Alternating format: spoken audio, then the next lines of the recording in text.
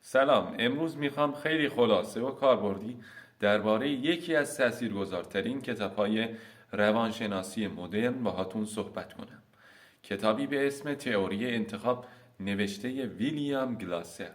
اول از همه گلاسر یه جمله خیلی مهمی داره که خلاصه کل کتابه. تنها کسی که میتونیم کنترلش کنیم خودمونیم. یعنی تقریبا تمامی رفتارهای ما انتخابیه، نه اجبار از بیرون. ما معمولا فکر میکنیم دیگران باعث ناراحتی یا خوشحالی ما میشن، ولی گلاسر میگه احساس ما نتیجه انتخابامونه، نه رفتار دیگران. گلاسر میگه هر انسان 5 نیاز اساسی داره که همه رفتارهاش برای برآورده کردن همینه.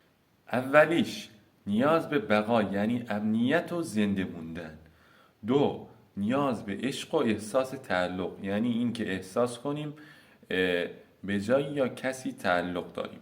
سه، نیاز به قدرت و ارزشمندی، این که حس کنیم مهمیم و تأثیر گذاریم.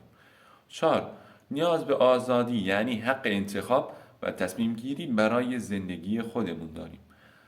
پنج، و در آخر نیاز به تفریح و لذت، این که از زندگی لذت ببریم و خوشحال باشیم.